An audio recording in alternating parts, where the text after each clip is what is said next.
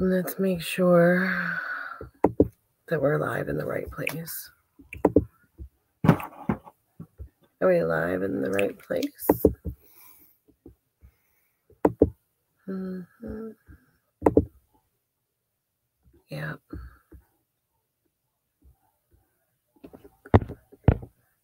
Live in the right place.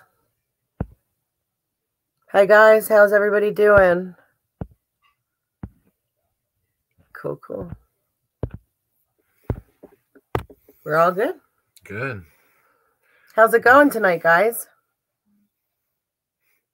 Give it a few minutes because I'm expecting one other person to join, but they might wind up watching the replay. So let's just give it a minute. You doing good? Awesome. Glad to hear it. Well, while we're waiting, you're a victim. Yeah, while we're waiting. Yeah. Did you, by any chance, get the chance to read the 3 questions I posted in the Elysian project last night?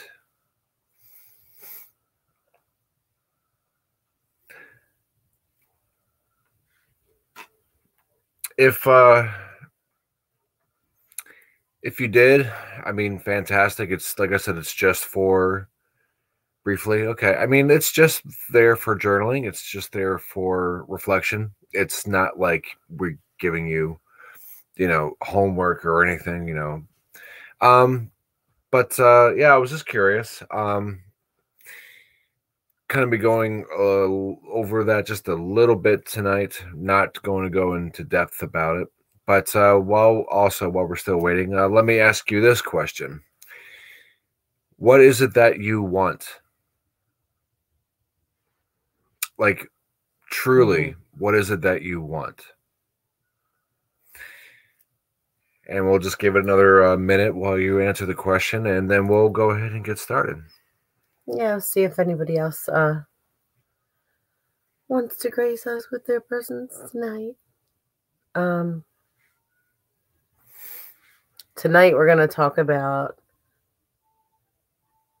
the mind, body, spirit, who we really are, what we really are. Mm-hmm. It's going to be good. Yeah, I'm going to get briefly, I'm going to get a little philosophical, and which should be fun. To serve source. Scott has no clue. Well, both are fantastic answers. Yeah.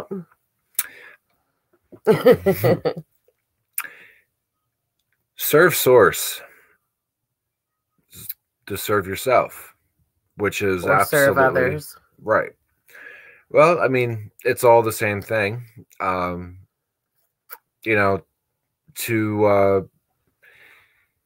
be the example for others that you would like to see in them, doing to others, the golden rule. A vessel. I say a clear channel for spirit. Yep. 100%. So hopefully, maybe at some point, the other person will be able to make it in. But we're going to go ahead and get started. Yeah, get started. So, where do we begin? Let's imagine. I wanted to get started with the mind, body, spirit. So what is that exactly? Like, what is the mind, body, spirit? And if we look in nature, both physically and metaphysically, we see that there are trinities that exist. And these trinities we are part of, in the traditional Christian mythology, there's the Father, the Son, the Holy Spirit. We have the mind, body, spirit complex. And the thing with Western culture is that we have separated ourselves from Source to have a union with the Almighty, and that we are divine because of that union is very foreign to Western culture. It's almost borderline blasphemy according to these people. And the reason why I want to talk about this is because these are the things that have prohibited us to discover the truth about ourselves. And as I said last night, this world's so full of distractions, especially in this country. There's always something new, some new technology, some new TV show, some new this, some new that, and it's meant to pull you in 1,000 directions. And then you got to go to do your 9-to-5 job. So you got the full-time work, and then you got to worry about bills, and you got to worry about all of this stuff it's a system, but it's a system purposefully developed to prevent oneself from aligning with that mind, body, spirit that they are. As I was saying, in Christian mythology, there's the Father, Son, Holy Spirit. If you imagine this union as the Father, which is source, the Son, which is creation itself. It is all things in the material that came from the non-material. And then there's the Holy Spirit, which is consciousness, which is our divine connection, that everything that is source is experiencing what it is to not be it. Now, this is, like I said, this is philosophy. Like there's of course, in Hinduism and in Buddhism, there's a fundamental structure to this belief. But the most beautiful thing about this is the most mysterious thing to God is the mystery of God itself. So it became the very opposite of what it is in order to have an experience, because being a void of intelligent awareness was not enough to have an experience. It had to become the opposite of what it is in order to have an experience. The infinite becoming small, the immortal becoming mortal, the non-physical becoming physical, formless becoming form, and et cetera, et cetera. And this is what we embody. We are a light wrapped in darkness. And this is, as I said just a few minutes ago, this is very foreign to Western thought. And it's quite uncomfortable for people to hear information like that, because they feel fundamentally that there's nothing truly significant about their being. And that's because they have separated themselves. Everything that matters is exterior.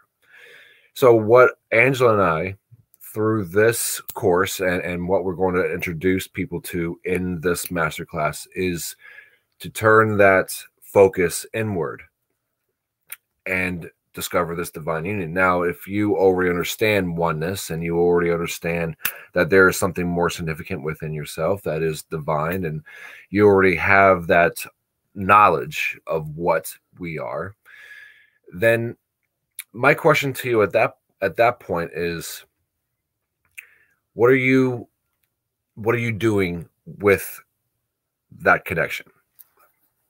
What are your exercises like, and how does it make you feel? Like, I'm not asking for answers at this very moment, but like, these are things that we want to touch on.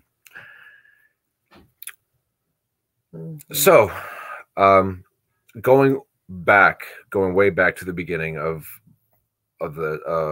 this is the distractions, is what I was saying. We are born into a system that is strictly conditioning. It's all about, like I said, distractions. It's all about conditioning, programming, people telling you who you are and labeling you as you are, and you identifying yourself with those labels. And that means that we grow up with things like desires, things, materialistic desires, or other kinds of desires. And I'm not saying that all desires are negative. However, you can have good desires too, and it can consume you in the same way. I want to be a better person. I want to be more spiritual. I want to do better in the world and help people. But if you are desiring this and those things are not coming into fulfillment, eventually that type of desire, though it's positive in nature, it will consume you, which has a negative effect on you mentally. So that's why we got to learn how to not become too attached. Exactly. And that's the thing that Buddha, which I've always loved about Buddhism, is that it's all about detachment. A man came to Buddha and asked him, didn't ask him. He said, I want happiness. And Buddha replied, well, first remove I, that is ego. Then remove want, that is desire. And all you are left with is happiness. So the very desire that is being desired is something that you already possess.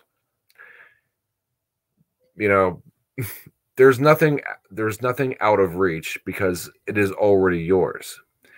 So how do you obtain something that you want? Well, maybe what you want is not what you need.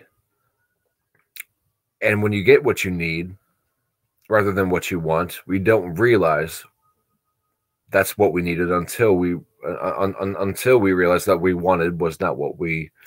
Or maybe you didn't really know what you wanted. Right. You just wanted what you thought you were going to feel after you got what you wanted. Right. So a lot of times when I'm in the manifestations, one of my favorite subjects, the fact that we can create our own reality.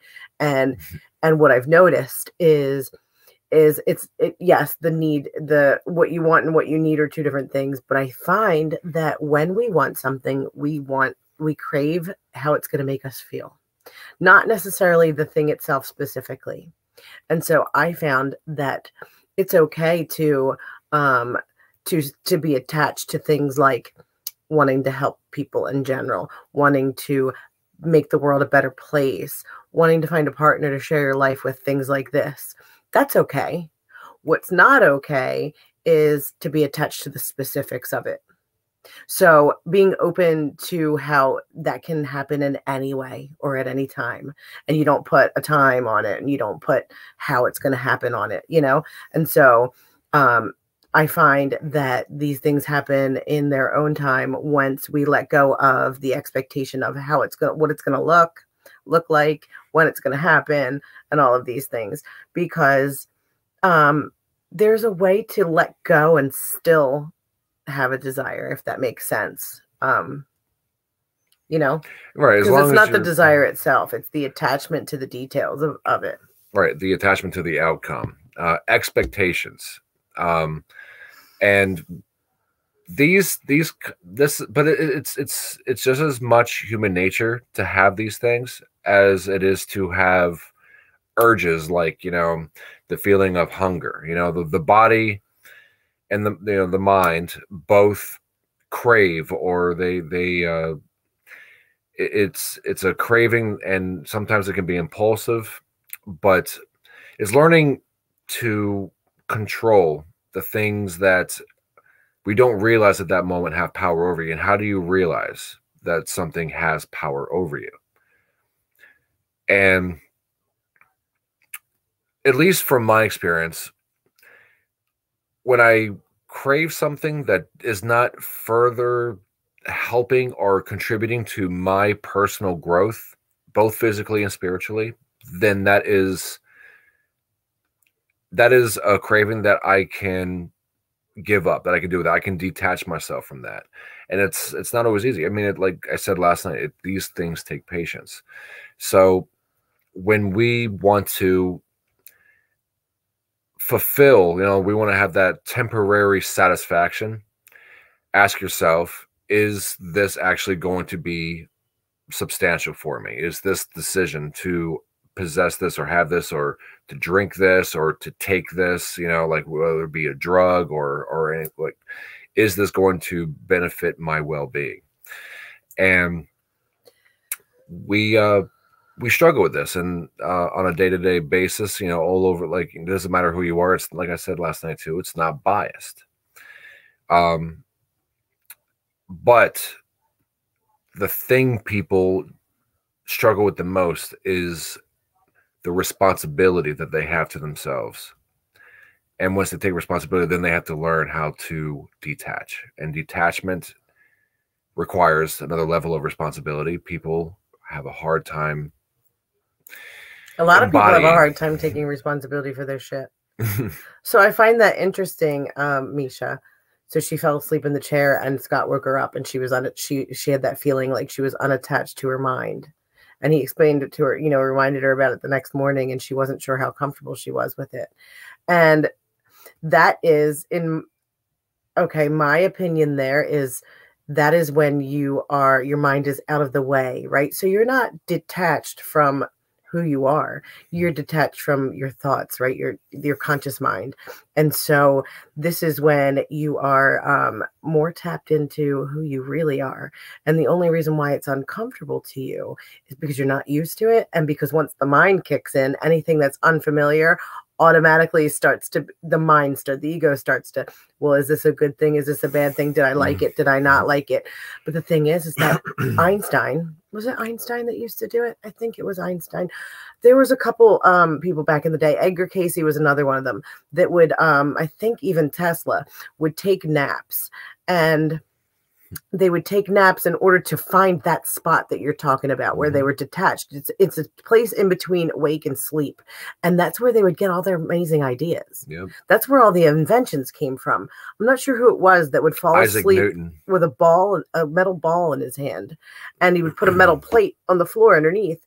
And when he would start to fall asleep, he would drop the ball, and the ball would clang, and he would wake up, and then he would write down anything that came to mind. And so that is a very powerful place of creation if you can train your mind to just let it be and not start thinking about it too much. Yeah, if you're not sure, I think it was Isaac Newton you're talking about. It might be. I think it was Isaac Newton. But my question to you is, you said you're not sure how comfortable you are with it. So my question is, what did you gain from it, and what did you lose from it?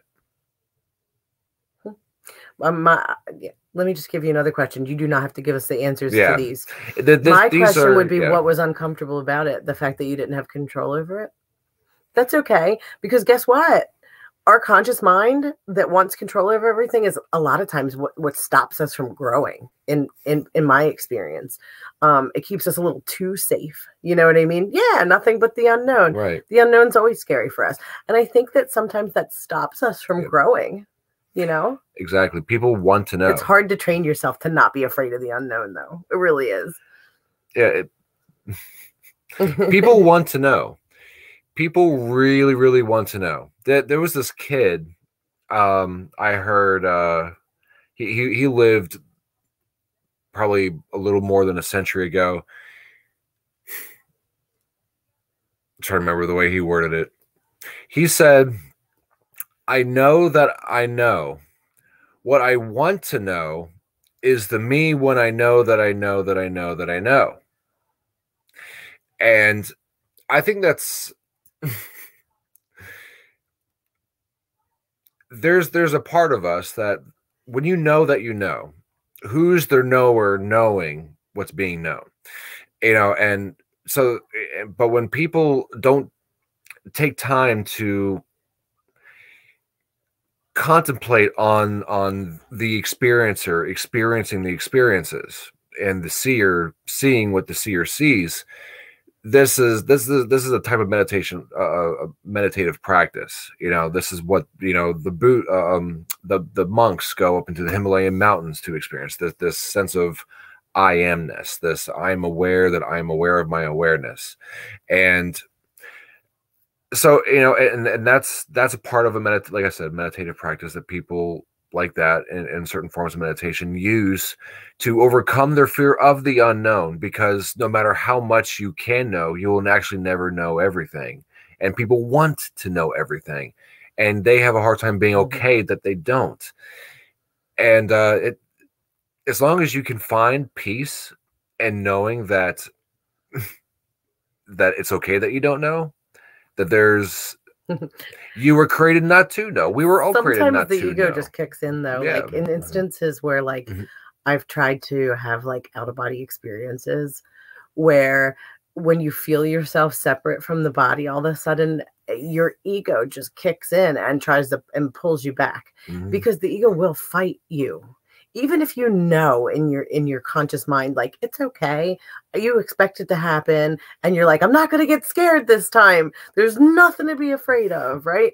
When it happens, your ego is like, hell no, like, wait a minute, no, time out. This isn't okay. We're not okay with this. And then it's something that takes a lot of practice, I would imagine. I've still not been able to experience that fully without fear slamming me back in. Yeah, I was... Actually, that would be some fun homework for you guys to do. I could touch on this a little bit later, but like, we should do actually it too, and come back and talk about the results. Are you all familiar with the Gateway Project? I mean, I'm not going to go into a lot of detail. You can do the research completely on your own because everybody has access to Google now. But the Gateway Project, and using frequencies of 100 and 104. Binaural beats. Different sounds. Yes. One sound for one ear, one sound for the other. The idea is that they merge the two hemispheres of the brain together so that you are actually have access to more of your brain. And that essentially gives you access to your higher self. Is it, yeah, it's the it's that single fourth vibration or the frequency that is in the middle. Like, you got 100 hertz going in this ear, 104 going in this ear. So there's the added fourth frequency, which is in the center of the brain, where apparently it's supposed to become like the way it's described is like a laser, a laser of consciousness, a laser of focus, where I guess it's supposed to, in other circumstances and other experiences written down, activate the pineal gland. I was doing this last night. I had been using other frequencies, but I decided to do the one that the CIA used in the Gateway Project. Yeah, the CIA studies it. Well, the Gateway Project is the Monroe Institute did the Gateway Project. They're located in Florida, and I believe you can actually train with them too. But there's a CIA document that was released not too long ago, where the CIA did a study on what the work they do, the Gateway Project at the Monroe Institute. And I'm sure that they still are studying that, but they had to release so many things. Are you guys in our community group? We have the Four Winds community group. Just last week, we were watching a video on it that one of our favorite YouTubers made, and I put it in that group. So if you guys aren't in that group, I'll put the link in here afterwards so you can join the group. And one of our favorite YouTubers did a video on the Gateway process and the CIA document, and I put it in that group. It's actually a good idea. Yeah. Yeah. There's also articles in there that I put in there on quantum physics that you guys probably really like. Yeah, it's good. Yeah, everything you need to know. Like, it's only like a 26-minute video, but everything you need to learn about it, and he tells you how to do it. The video just came out like a little less than a week ago, and I gave it a try last night, and it had some pretty unexpected effects on my consciousness. It was pretty awesome. So that would be fun homework. Fiddle with that, have some fun with it, because there's definitely something to it. And I'll do it tonight too. Well, I'll do it tonight. Why don't we all do it tonight? Yeah. We'll come back tomorrow and we'll talk about how we'll share some stories. Yeah, we'll swap some stories. Absolutely. So yeah, again, back to the desires and stuff like that. How does what I wanted to get into before the end of this is how it relates to feeling like we have a purpose in life, right? Or even finding our purpose. I was about to jump if we don't know, like Scott. Scott, I didn't know for the longest time what my purpose was. I actually am just recently starting to get clearer about my purpose. And that's okay to not know. There's nothing wrong with that. Doesn't mean you're not serving your purpose. Right. Because essentially, we're all serving a purpose that's divine and unique just by being here. We don't really have to do anything, you know, exactly. to be serving a purpose. It's totally okay not to know. It's totally okay not to have a clue of what your purpose is or what you want. I didn't know for 34 years. It was something I felt like I had a purpose here. Maybe you guys can relate to this feeling. I had a feeling my whole life that there was a bigger meaning for me being here, like a reason, a calling for being here. And it was something that I felt deep within my being. But no matter how much I wrote, no matter how much I tried to create, I couldn't get what felt like was screaming out through my bones to be fulfilled. Like I had some kind of something to accomplish. And no matter what I tried through expression, nothing could manifest, because there was always still that feeling there, no matter what I got out. And 34 years of that, until finally one night I had this incredible mystical experience that brought that feeling was there. The feeling was like what was inside of me finally was all around me. Like I was totally within the sensation itself that I had been carrying within me my whole life. And I finally got it. And that not knowing, not having a clue means that you are exactly where you're supposed to be. Because I can tell you, by seeking it and by trying to force it, you're just going against the grain of your being, against the grain of the universe. And like I said last night, you know, like it's about submitting. It's about becoming the strength of the current by submitting to the current. And the most important thing to do is to just let yourself be, you know, and to allow things in life to unfold. When I asked you the question earlier and you said you don't have a clue what you want, here's a question, like, and I'm not, this isn't a rhetorical question. You can answer this if you want to. Do you know who you are? I mean, by that question, what I mean is, isn't there something about you that you have forgotten about? Isn't there something maybe about you that seems more than the way that you have identified yourself as? I think that there is no predetermined purpose. Yeah. Well, I feel like it's either there is or there isn't. It's funny. That's because it's both. In my philosophical opinion, you see, in non-duality, you guys, you know, someone says, I want to know my purpose.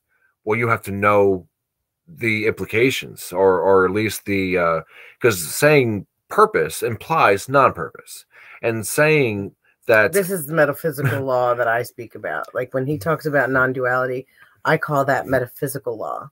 And then we talk about universal laws, or like the 7 Hermetic principles. Those are natural laws. And so I kind of view it in a way where like the natural laws are what you know, what just explains to us how the physical world works, and the metaphysical laws are how non-physical works, but we're both. And so it's like this balance, I think, that we have to find. Yeah, absolutely. Like, because we're always somewhere in between. We're always in between. Always. I mean, between the macro and microcosms of the universe, we're smack dab in the middle. So with predeterminism and non-determinism, we're still there too. That's why we don't ever have a clue what the hell is ever going on.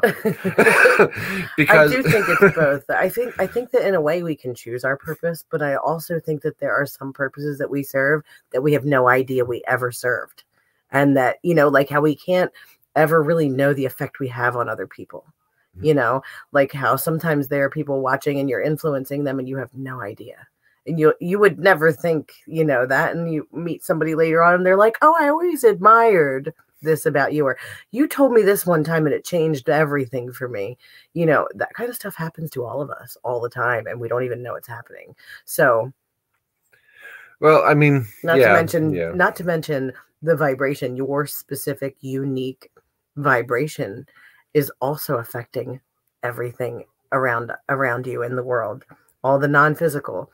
So because your energy, your own unique specific energetic signature is also influencing a lot of things and you have no idea how. There's no way to know how, you know. And so in a way I think that just being is serving a purpose, you know.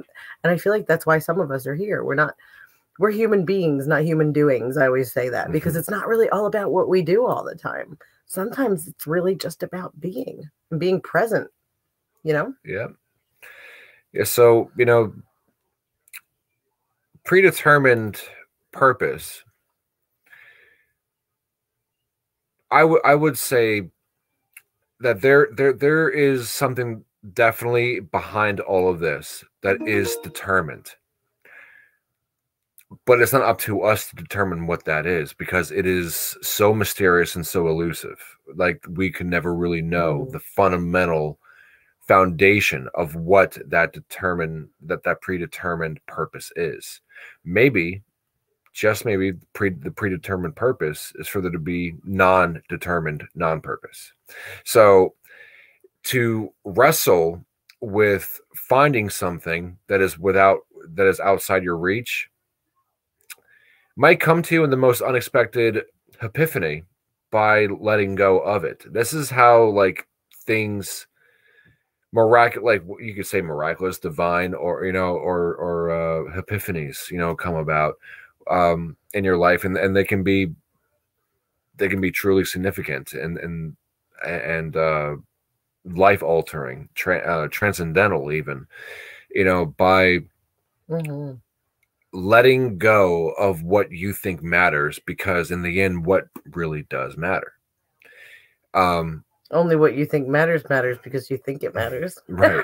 But then does it matter that you make it matter? No, I mean, you know, it's like, you know, we juggle these concepts because we're human beings. We juggle these things. But nothing has a meaning unless we assign it meaning. Right. But even if we assign it a meaning, how much does it actually matter? So we, just individual me, can only assign something that I want to put significance onto. But by putting significance onto it, I'm only doing that through an idea, a concept, an opinion. But we have to have those concepts or our puny brains won't be able to comprehend this reality. Twin flames, I love that.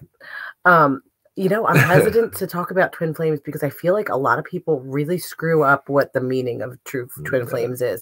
People can really get stuck in that whole trauma, trauma bonding type of thing. But this balance did not come easily. We've been together 2 years now. Let me tell you something. We triggered the shit out of each other for like a year and a half until we finally learned how to be patient and healed through some of the stuff that we healed through together. It was not always easy. It was beautiful always, but it was not always easy. And so it's okay. You find balance through imbalance, you know? Absolutely. Yeah. Yeah. It really twisted. Everybody thinks that they are. Everybody does think they are. 20 years old, do you mean? Everybody does think they are. And I think that a lot of people, they associate, because twin flames are known to bring out each other's traumas and things like this. Together. Oh, 20 years together. Okay. Because they're, hi, Elia. Because I feel like people talk so much about how twin flames they heal traumas together. People, I think, take it out of context, where they actually put that label on relationships that are actually just toxic. And like they use it as an excuse to stay in toxic relationships. That's just crazy to me. And so I'm just careful about how I use that term. Codependency is a huge toxic thing that we bestow on ourselves because we think that we can't do it on our own. Which levels of insecurity and self-doubt and self unworthiness, like makes you feel that even though that this is horrible for me, I can't see myself being anywhere else because I don't want to be alone. I'd rather suffer than to feel loneliness.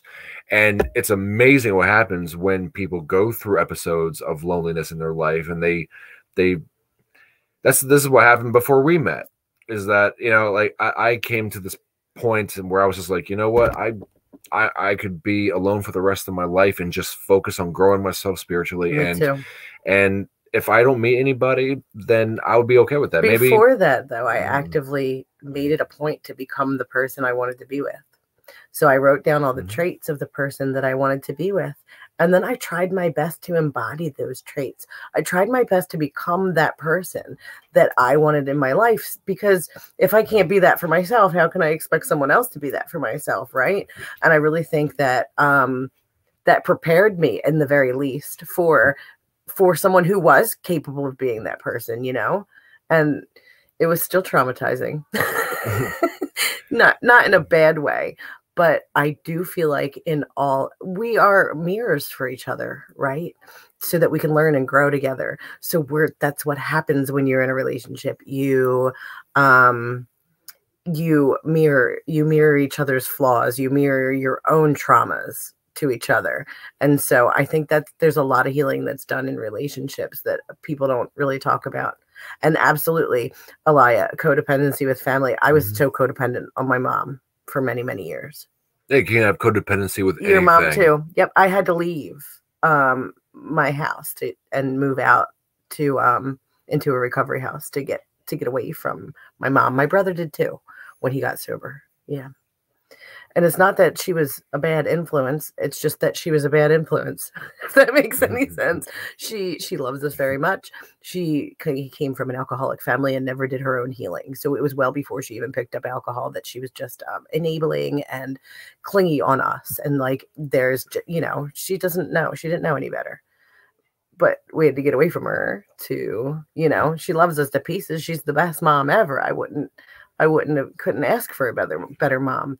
But it wasn't the right conditions for us to heal, and grow ourselves, because, it's touchy, I think, but we definitely needed to learn how to be alone. You were afraid to parent alone. Why? Because your mom was with you. You lived with your mom off and on, right? That makes sense. It makes plenty of sense. But you could be codependent with anything, I mean, I was codependent with alcohol a lot, especially after going through traumatizing experiences in my past. I decided to self-medicate, and I was dependent, completely codependent, because I felt that I could not live without it. I felt like, this was the only way for me to feel normal, because that was easier than to take responsibility for the things that I was feeling. Healing seemed more complicated, and like that seemed like because it is, and it's like, I'm, initially I was just like, I'm too lazy. I didn't think that at the time. Like, to me, I was just like, I don't want to face those things, because I know that by facing those things to heal, I'm going to go through discomfort. No one wants to be uncomfortable. It's against everything about us to be uncomfortable. But the funny thing is that we don't really grow unless we find a way to get out of that comfort zone. You know what I mean? Like the most transformative things happen when you're willing to get uncomfortable. And that's why I been, you know, thinking about ways to describe it. And when I put the outline for the program in the group earlier, and I was reading over it, what really dawned on me is that radical honesty is going to be one of those things that is going to be a turnoff for people with this program. But that's okay, because I am not willing to accept anybody in the program that isn't willing to be radically honest with themselves, because we can't help somebody to facilitate any kind of transformation without radical honesty. You know what I mean? If you're not willing to be 100% honest with yourself, even about the shit that you don't want to admit about yourself, then you're not going to get anywhere. You know what I mean? It's not going to work like that. Yeah. Yeah. It will just cause stagnation in your development, in your growth. And that's very true. We are all responsible for our own happiness. Yep. Absolutely. Absolutely. Pleasure seekers. Yep. Pleasure. 100%. Yeah, I've done many podcasts in the past on the self-sabotage and self-destruction of people who are pleasure seekers, and especially they find temporary satisfaction with pornography. And it's, I mean, amongst many other things, an addiction, just like anything else.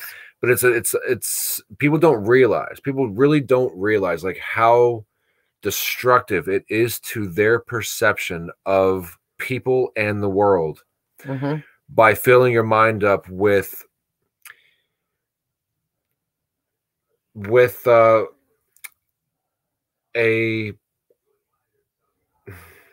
an object of some kind, like the way that they present women and this act of sexual energy as an object, that it's something, but it doesn't really matter all that much. It's just pleasure. It's just this. It's all, it's fun. It's supposed to be exciting, but everybody's obsessed with it for a reason. Really give away more power than you realize by 1,000% diving into things that's supposed to be a spiritual whole experience. It's your life force energy that you're giving to someone when you sleep with them. So we live in a world, like you said. I wish I knew that years and years ago.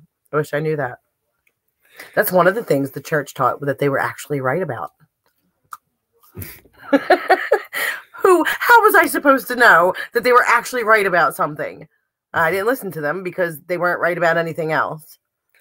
We're strange creatures, though. But we're strange creatures because in many ways today, because of the way the society has influenced us, the way the society has programmed us. We're supposed to care about these things. If I remember when. It's more of an unlearning, like we said last night. Yeah, it is. It's an unlearning. And that's one of the things we're definitely going to get to. I would like to talk about that tomorrow night, actually, a little bit too, is the unlearning. Sure. Because we're going to talk about shadow work, and we're going to talk about manifestation. Because learning to unlearn is... It's harder than going out there and looking for information. Unlearning is a whole retraining your brain thing, and that's not easy. You have to do that through repetition, right? Yeah, it's to an extent, at least. It's definitely a lot of awareness, self-awareness involved in that. I'm trying to find out where it's yeah. You want to, there's like 100 different avenues I could take on approaching that, but so I'm not going to get into it, because if I do, then I won't be able to stop. So, but that's true, guys. That's true. He'll talk for 5 hours. But it's if you find one thing in your life that brings you discomfort, I'll just put it this way and keep it brief. If you find something that brings you discomfort, why is this bringing me discomfort? Trace the feeling. Trace it all the way back to a place You know, let it come to you in time. Don't try to force yourself into, you know, like, okay, like, all right, I know that this feeling, you know, comes from this situation. Like, you gotta be careful with the way that you backtrack these certain emotions you have towards certain things. And when you do that, you discover that what this was in your life led you to where you are today. This, everything that you've ever done, everything that's ever happened to you led you to be exactly the person that you were meant to become. As we were talking earlier, determinism. Everybody is, there's not one speck of dust that is in the wrong place in the universe. Everything is in a harmonious balance. Where there's discord at one level, there is harmony always at another. So when you backtrack and you realize, wow, that, you know, these things make me uncomfortable, but I see why they played a part in my life. And therein lies like a window, an open door for healing. But like I said, you know, these things is something that I can get into maybe a little bit later on, touch on that maybe tomorrow, or yeah, in the class itself, or the course itself. But like I said, I'm going to be quiet before I keep going. You don't have to chase the pain. Yeah. I feel like it's when you feel triggered is having the self-awareness, right? To realize that you're reacting the way you're reacting for a reason, and then having the control over yourself to calm yourself down and try to figure out what is it that you think is happening that's causing you to feel this way. And so with us, we would have to sit together and I'd have to be like, okay, well, I feel like you're judging me. And he'd be like, but I'm not judging you. I'm like, but why do I feel like that? And I'd have to go back to places in my past where maybe I was judged for that, or where I was told that people judged because of this, whatever it was, and then get to the root and then tell myself, like, that is not even a true story that I'm telling myself. Mm-hmm. And then as I learned to trust him, you know what I mean? I would shut that down when that emotion came up because I knew it wasn't true. Yeah. Yeah. Nonviolent communication. Mm-hmm. Yeah. Where, you know, like totally triggered, but able to calm down enough to be like, why do I feel so crazy right now? Like something that's been said in this conversation is making me feel nuts. And I don't know why I feel nuts, but I'm not okay right now. And I don't know why. And yeah. And it's not easy, man. That stuff's hard. Uncomfortable communication is always hard, you know, but like, as long as you, like she said, radical honesty, you know, I've had to go through things myself. I have had to do my own shadow work. Doing this right here, all of this has taken up so much time.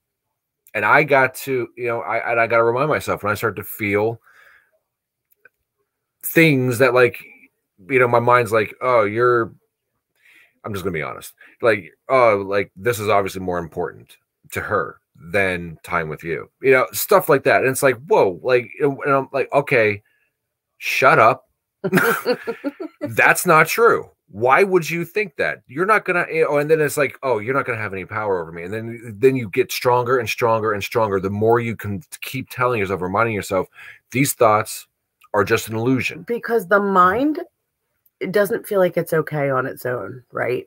And so because the mind doesn't feel like it's okay on its own, the mind tells us to use things outside of us to make it happy, right? So if he spends the time with me that I want him to spend with me right now, then we're going to be happy, we'll be satisfied until the next thing. But if he's not available for me right now, then my mind wants to manipulate him to get him to spend that time with me. And so that's the ego. But that's not really me talking. That's not even what I really think, but that's how the mind works. And to get it to silence is to call it out on its shit. And be like, yeah, that's not even friggin' true, you know, and it is a process. Yeah, I'm sure any couples that have been together for any significant amount of time that have a healthy relationship have absolutely gone through that, you know, shit. I mean, learning to heal and things like that, like even living with my family, I had to kind of go through some of that with my family to be able to be around them enough. Is that mind stuff? Wow. What, I'm not sure what you mean by that. Wow, couple related. Is it couple related? The going back and forth, you mean? It's couple related, but it's not just because of that. Like, it happens with friends, it happens with family that wanted to manipulate somebody to get them to do what you want, kind of a thing. And I didn't even realize I was doing it at first. Like, I would have never considered myself a manipulative person, but like sometimes it happens with, you know, other people too. Sure, it could be due to PTSD. Absolutely. Celestine prophecy. Every interaction is about a tug of war. It is. Every interaction is about a tug of war of energy, because we are energy. And so it's all an energy exchange. Absolutely. And I think that some of us just naturally are more dominating than others. You know, Michael's a lot more patient than I am. And I'm a lot more, I guess, I don't know. I don't really know how to explain it. I wouldn't say that I'm like more manipulative, but I'm more open about how I feel. Like, if I'm not happy, everyone's going to know, because I'm going to mouth off. I'm going to tell everybody about it. You know what I mean? But I don't take things out on people anymore. Like, I won't take it out on him, but he'll know, because you can't not know how I feel. You're just more open. That's all. You verbalize it. That's how I move through it. And where, like, I'm the kind of person where if I have a problem, instead of verbalizing it, I sit and I contemplate it. Does this really, like, you know? And then and sometimes I'll just sit there and just, sometimes for like an hour, and be like, work through it myself, you know, and then I'll talk to her about it, you know, and be like, look, you know, I was working this out, and you know, and then we communicate about that, you know, and different perspectives. But the communication's always there, and it's always good to have healthy, open communication with anything, you know, because you want the people around you to know. I think it's important to let the people that love you know where you are, because especially when you are working things out in yourself, sometimes it's nice just to have confirmation by another person, because you never know that maybe they have a different opinion and they can contribute to that thing, you know, and give you a whole different perspective. That's something you didn't think about, or or like the very thing that you share with them could contribute to their shift in perspectives. It's amazing what we can do for each other. Words are spells. Words are like, that's what we have relationships for. Yeah. That's what we're here together for, I feel like. Oh, Misha and Scott, the Celestine prophecy. Thanks for bringing that up, Elia. That's one of my favorite stories ever. It's amazing. I read the book when I was like 17 years old, and I was in Catholic school, and my history teacher had read it, and she was a big fan, and she had a poster on the wall in her classroom. And I read that book, and I never looked at the world again the same way. And there's a movie. The movie's good, but the book is way better. So write that down for, like, if you guys haven't seen it, something to check out. And real quick, yeah, people with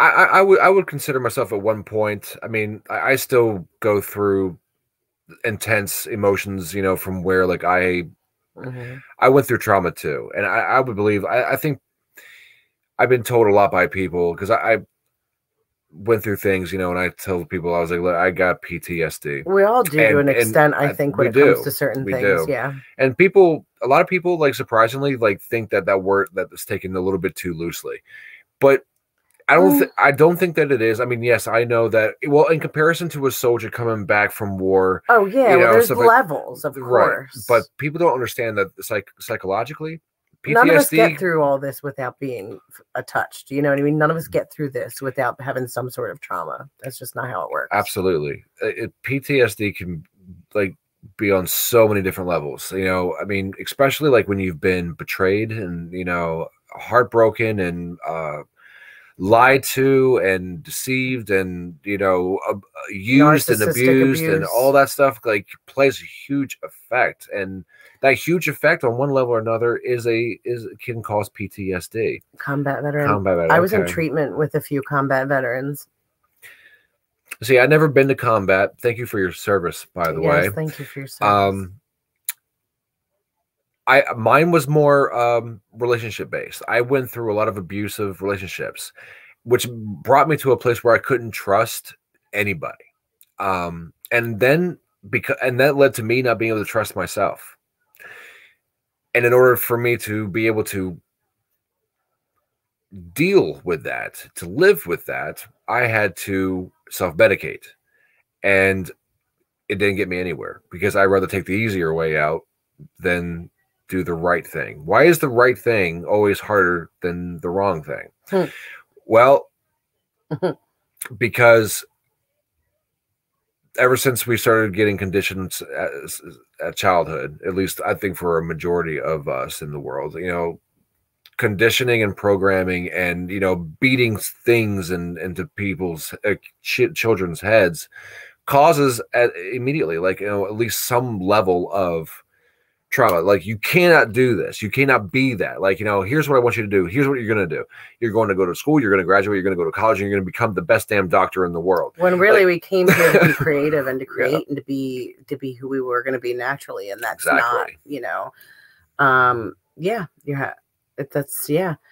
But I did want to say one more thing about PTSD. I feel like it happens to all of us in a minor way.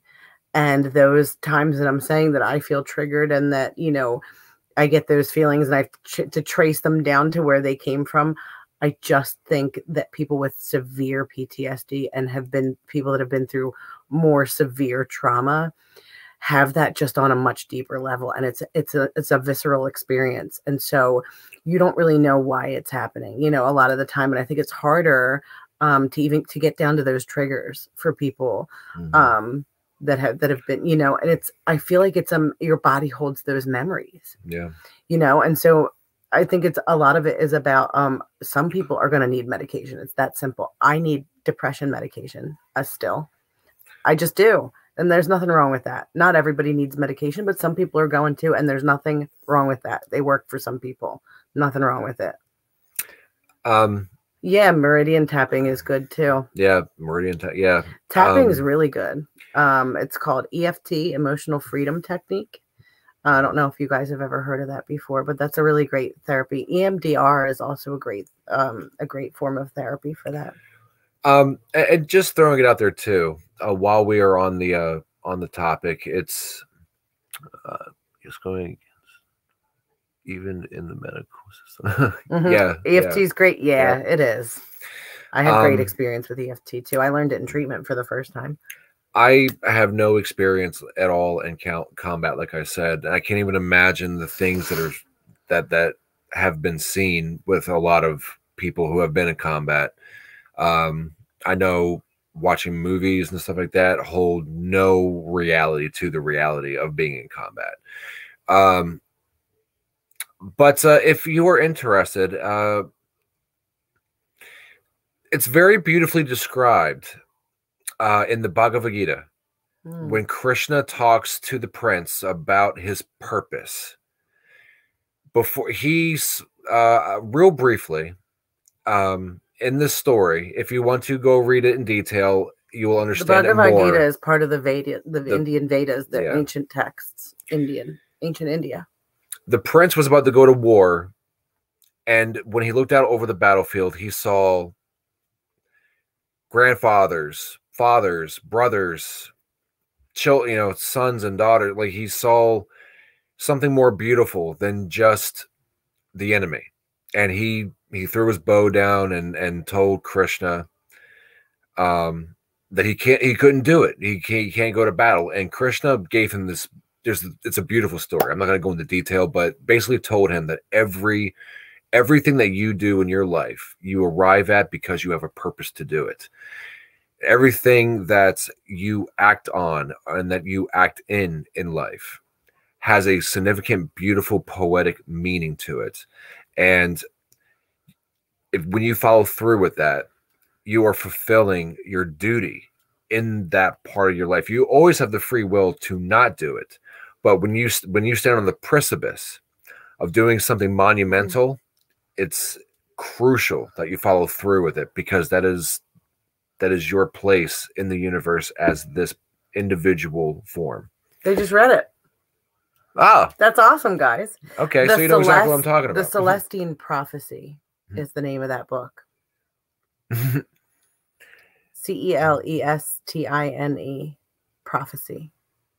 Celestine Prophecy. Yeah, I wasn't going to go into that, but yeah, are the slain really slain? Yeah, you know that's when I read that, I thought that was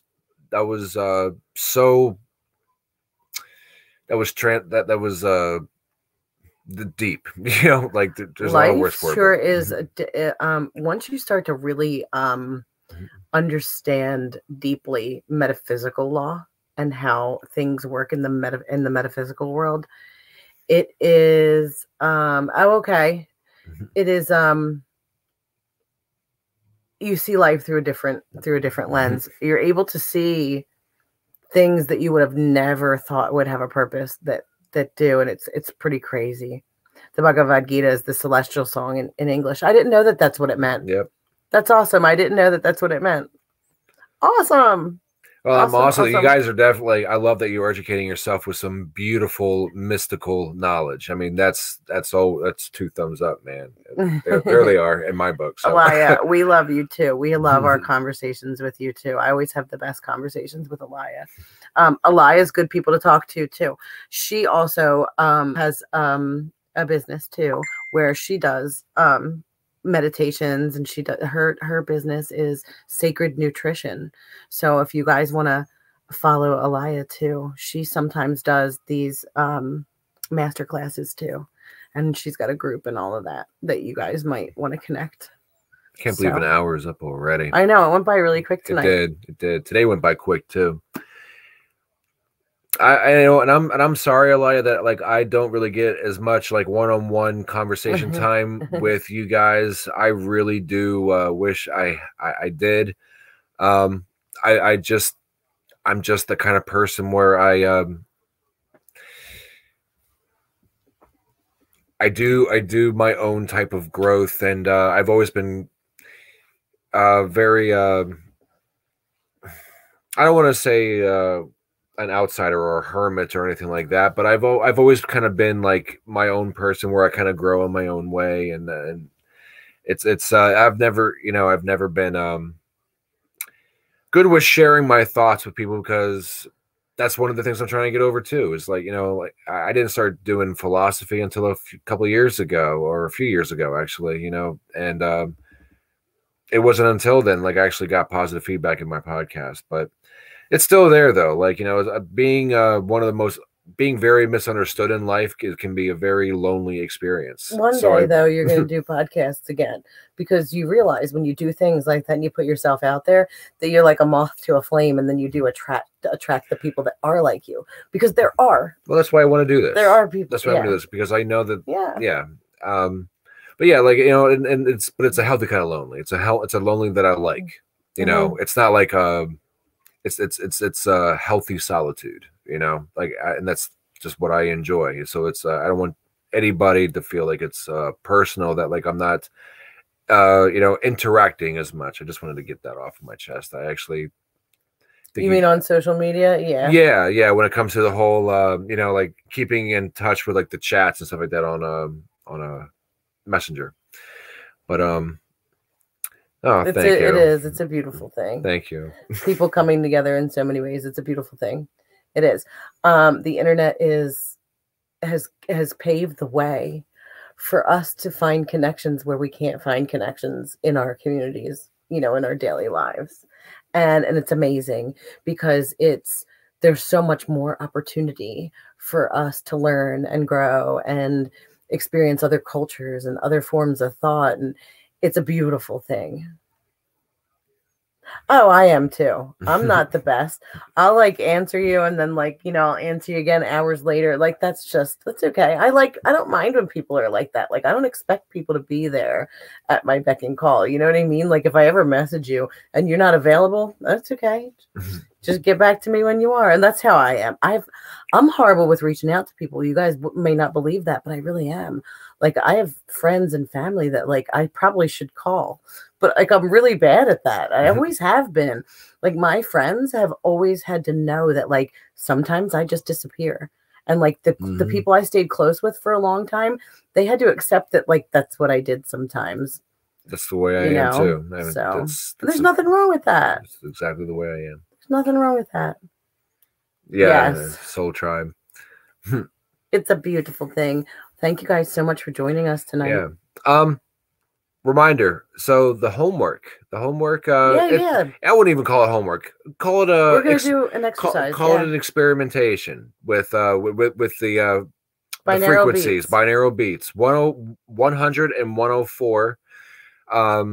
I'm sure it's easy to find on YouTube. Just type in 100, 104 hertz, and like I'm sure you'll find it come up immediately, like in the search engine. So we're all going to do a meditation with binaural beats tonight at some point, or tomorrow at some point before we meet up, and then we're going to talk about how it felt, what our experiences were.